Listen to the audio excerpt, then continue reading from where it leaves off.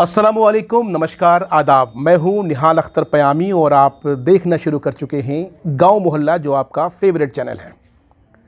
जुलाई 2022 बिहार के लिए, सीमांचल के लिए काफ़ी घमासान का महीना। आपने देखा किस तरह से इस महीने में ऑल इंडिया मजलिस इत्तेहादुल मुस्लिमीन के सीमांचल के 4 विधायकों ने पार्टी का दामन छोड़ा और वो राजद में चले गए। हालांकि उनके इस कदम से जो उठापटक हुई है सीमांचल में, आप सब उससे वाकिफ़ हैं। हालांकि वो चीज़ें अभी तक ख़त्म नहीं हुई है, वो जो चहमी गोइयाँ है आज तक लगातार जारी है। आपने देखा किस तरह से पार्टी से जाने के बाद ऑल इंडिया मजलिस इत्तेहादुल मुस्लिमीन की प्रदेश अध्यक्ष अख्तरुल ईमान साहब की ओर से उन विधायकों के बारे में शुरुआत में बहुत कुछ कहा गया। हालांकि शुरुआती दिनों में विधायकों की तरफ से कोई रिएक्शन नहीं आया, लेकिन जब उनके तरफ से रिएक्शन आया तो फिर बवाल हो गया।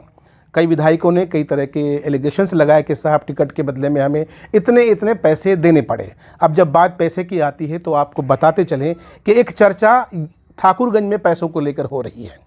दरअसल ठाकुरगंज विधानसभा से एक प्रत्याशी रहे ऑल इंडिया मजलिस इत्तेहादुल मुस्लिमीन के, यानी MIM के महबूब आलम ने एक इंटरव्यू दिया और अपने इंटरव्यू में महबूब आलम ने ये एलिगेशन लगाया, ये आरोप लगाया मुफ्ती अतहर जावेद पर और असद इकबाल साहब जो हमारे साथ मौजूद हैं, इन पर ये एलिगेशन लगाया, इन पर यह आरोप लगाया कि इन्होंने महबूब आलम से कहा कि आपकी हम जब भी मदद करेंगे जब आप हमें 10 लाख रुपए हमें जो है आप देंगे। यानी कहीं ना कहीं ये आरोप लगाया गया कि 10 लाख रुपए की हमसे डिमांड की गई मदद के नाम पर। हालांकि जब ये चर्चाएं आम हुई तो असद साहब से हमारी वाबस्तगी हुई, हमारा राब्ता हुआ। असद साहब ने कहा कि निश्चित रूप से क्लैरिफिकेशन तो होनी चाहिए। आइए सीधे असद साहब से, यानी असद इकबाल साहब से जानने की कोशिश करते हैं, समझने की कोशिश करते हैं कि महबूब आलम की तरफ से जो एलिगेशन लगा है, आरोप लगा है, उन आरोपों को किस तरह से खंडन करेंगे आप और क्या कुछ कहना चाहेंगे उस पर। आपका बहुत बहुत शुक्रिया जी। देखिए, उन्होंने जो मुझ पर यह आरोप लगाया है 10 लाख रुपए डिमांड करने का, उसका मैं शुक्रगुजार हूँ कि उन्होंने ये आरोप नहीं लगाया कि मैंने उसको 10 लाख रुपए दे दिया। उन्होंने सिर्फ मुझ पर एलिगेशन और आरोप ही लगाया है। आप और हम सब पूरे सोशल मीडिया के साथी और सीमांचल में ऑलमोस्ट लोग जानते हैं कि वो एक जुआरी इंसान है।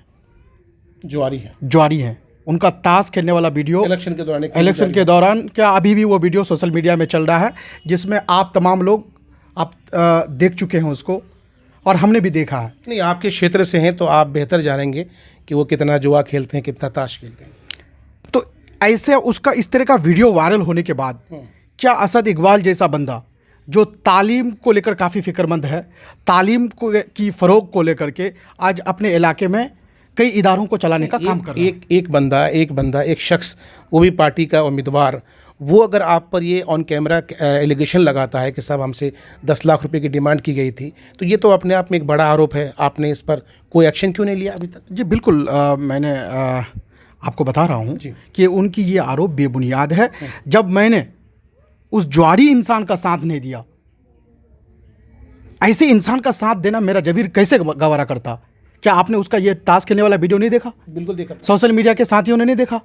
तो ऐसे इंसान का साथ देना असद इकबाल के लिए कैसे मुमकिन, कि जो तालीम की फ़रोग को लेकर के इस इलाका में काफ़ी फिक्रमंद है, अपने आप को कुर्बान कर चुका है तालीम के फ़रोग को लेकर के, कि हमारे इस इलाके में तालीम को फ़रोग हर घर तक आम कैसे किया जाए, और एक ऐसे इंसान, एक ऐसे जुआरी इंसान का साथ कैसे दे सकता है? तो कुल मिलाकर आप ये कहना चाह रहे हैं कि महबूब आलम का जो सामाजिक सरोकार है वो बेहतर नहीं है, वो जुआरी है। इस वजह से आपने, भले ही पार्टी ने उन्हें टिकट दिया, लेकिन आपने उनका साथ नहीं दिया। आपने जब साथ नहीं दिया इसलिए वो आप पर 10 लाख का आरोप लगा रहा है, ऐसा ही कुछ है? जी बिल्कुल। जब मैंने उनका साथ नहीं दिया तो उन्होंने मुझे 10 लाख रुपये मांग करने का आरोप लगा दिया हम पर। क्या कभी इस तरह की बात हुई थी? वो इलेक्शन के दौरान कभी आपके पास आए, आपसे कहा कि साहब आप हमारी मदद करिए, हम आपको इस तरह सहयोग करेंगे, या आपकी तरफ से ये डिमांड रखी गई कि ठीक है हम आपकी मदद करेंगे लेकिन आपको आर्थिक मदद करनी पड़ेगी, इस तरह से कुछ? नहीं, उन्होंने इलेक्शन के दौरान मेरे पास आया, ये सच्चाई है।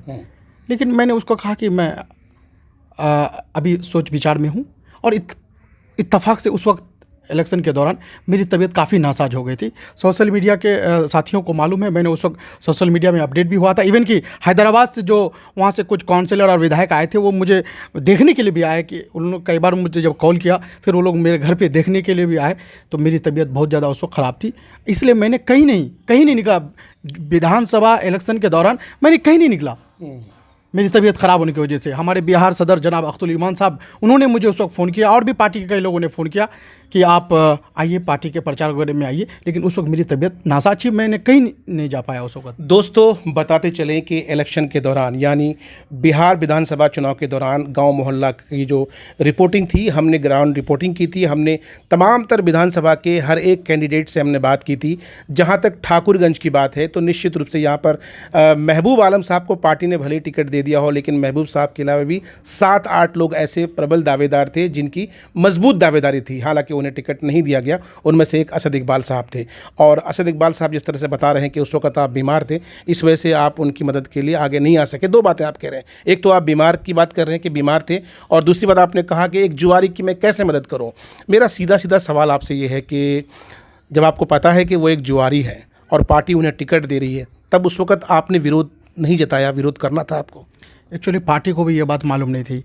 जब पार्टी ने टिकट उसके नाम से अनाउंसमेंट कर दिया, वो नॉमिनेशन कर चुका, उसके बाद ये वीडियो वायरल हुआ। पार्टी रियलाइज, तो क्या पार्टी ने अब ये रियलाइज कर लिया है कि महबूब आलम की जो छवि है वो अच्छी नहीं है और भविष्य में उन्हें टिकट नहीं दिया जा सकता, ऐसा कुछ है? ये तो पार्टी आला कमान का फैसला है, वो क्या फैसला करेगी ये तो मैं नहीं बता सकता।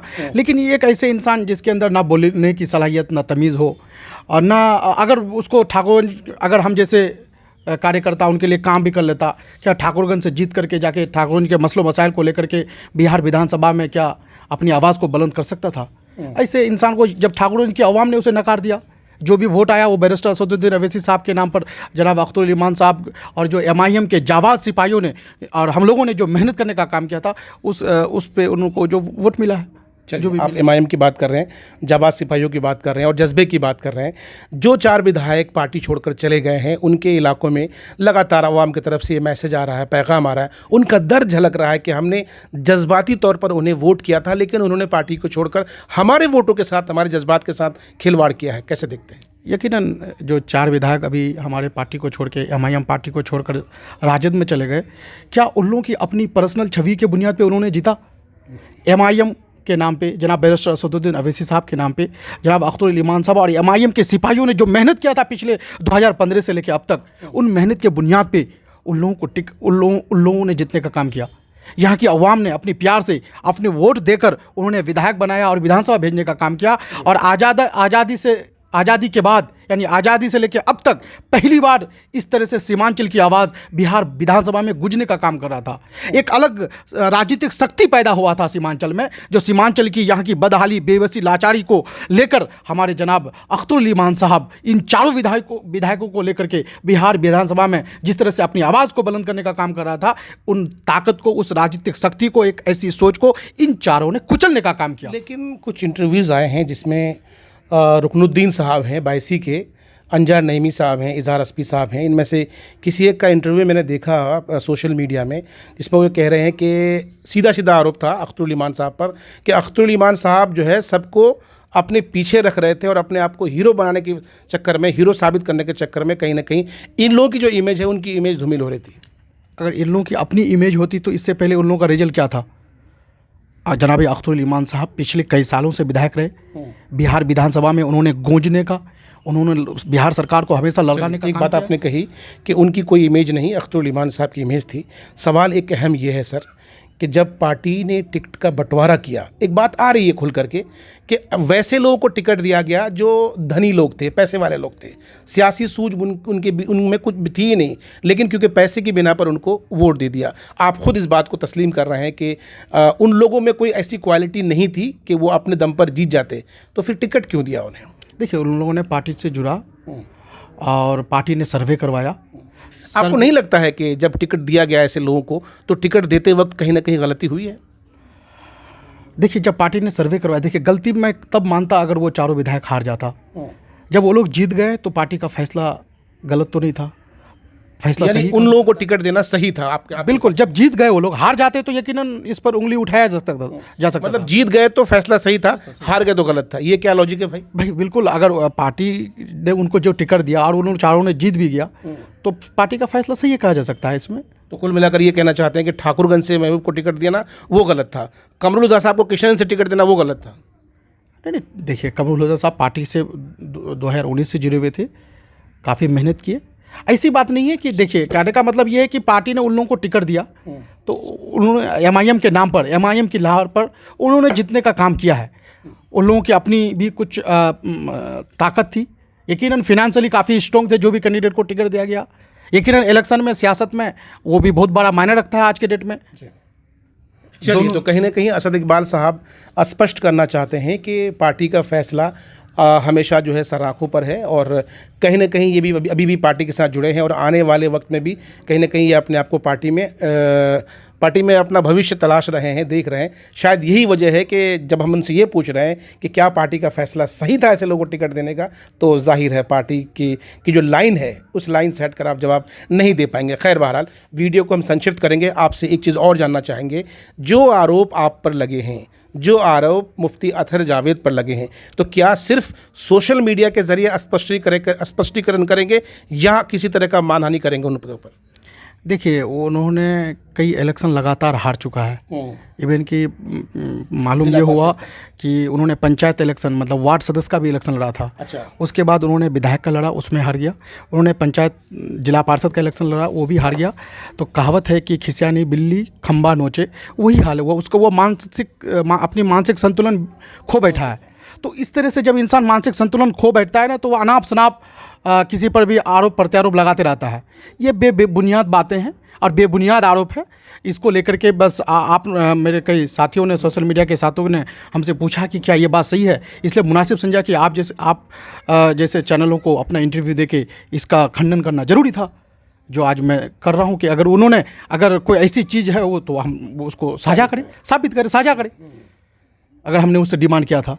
चलिए, तो असद इकबाल साहब स्पष्ट रूप से ये बात कह चुके हैं कि जो एलिगेशंस महबूब साहब की तरफ से लगाए हैं दरअसल वो बेबुनियाद हैं और इन्होंने कई सारी और बातें कही है कि साहब लगातार इलेक्शन हारते आ रहे हैं, हो सकता है उसकी भी जो है टीज़ उन्हें कहीं ना कहीं है और उन्हें इस बात का भी एहसास हुआ होगा कि शायद इन लोगों की मदद होती तो शायद वो इलेक्शन निकालते। लेकिन ओवरऑल किसी भी चुनाव को जीतने के लिए व्यक्तित्व का होना ज़रूरी है, इंसान के छवि का होना ज़रूरी है। ये बात भी सही है कि चुनाव के दौरान महबूब आलम का एक वीडियो जारी हुआ, उस वीडियो में वो ताश खेलते हुए, पत्ता खेलते हुए नजर आए और वो इतना ज़्यादा वायरल हुआ कि लोगों में जो उनकी जो इमेज है, जो उनकी छवि है और जो उनका सोशल स्टेटस है वो खुल करके सामने आ गया और कहीं ना कहीं वो भी एक वजह रही कि जिसके वजह से लोगों ने उनको नकार दिया। जो भी हो, वीडियो आप देख रहे हैं, आपको आपके जहन में कोई सवाल हो, सवाल कर सकते हैं, कुछ जानना चाहें तो पूछ सकते हैं। असद साहब, एक अहम सवाल, सटीक सवाल पिछले कुछ दिनों से हम देख रहे हैं कि एजुकेशन के सेक्टर में लगातार आप अग्रसर हैं, बढ़ते जा रहे हैं। कई स्कूल्स, कई एजुकेशन सेंटर्स आपके चल रहे हैं। तो क्या राजनीति से अपने आप को अलग कर चुके हैं? क्या एमआईएम से ख़ुद को अलग कर चुके हैं या एमआईएम में अपने आप को पाते हैं? और अगर पाते हैं तो किस जगह अपना मुकाम देखते हैं? हाँ, बिल्कुल।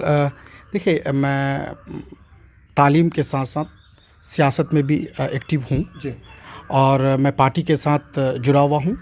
पार्टी के साथ, पार्टी का जब पार्टी शुरुआत में आई थी उस वक्त से लेकर के पार्टी के बुरे वक्त में, पार्टी के अच्छे वक्त में, आज भी पार्टी के साथ खड़ा हूँ। अगर मुझे पार्टी छोड़ना होता तो मैं, जब टिकट मुझे नहीं मिला था, मैं उस वक्त ही अनाउंस कर देता कि मैं एमआईएम छोड़ रहा हूँ। ऐसी बात नहीं है, मैं पार्टी के साथ हूँ।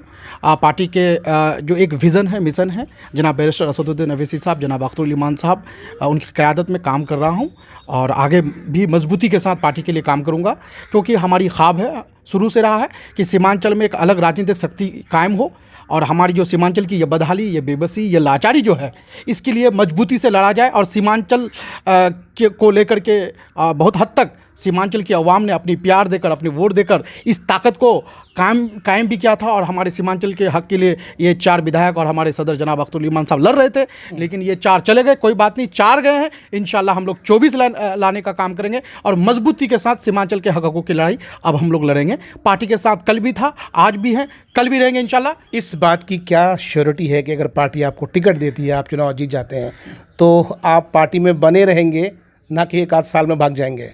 ऐसी कोई इसकी श्योरिटी है? नहीं, पार्टी के साथ जब शुरू से जो इंसान जुड़ा हुआ रह सकता है, जब पार्टी की कोई वजूद नहीं थी यहाँ हमारे सीमांचल में, पार्टी के नाम पे जब हम लोगों को कोई बैठने नहीं देता था, उस वक्त से इस पार्टी में जुड़े हुए हैं। जब पार्टी का अच्छे वक्त भी आया और पार्टी के आज 4 विधायक चले गए हैं, अब हम लोग को ज़्यादा मेहनत करने की ज़रूरत है। जब आज रह सकते हैं, जब अल्लाह ने अगर कभी हमको इक़्तिदार दिया, पार्टी टिकट दी, हम कामयाब हुए, तो फिर मजबूती के साथ लड़ेंगे इंशाल्लाह। हम लोग दल बदलू नहीं है, जाना होता तो बुरे वक्त में चले जाते, चलिए आज छोड़ देते पार्टी, आज पार्टी छोड़ देते।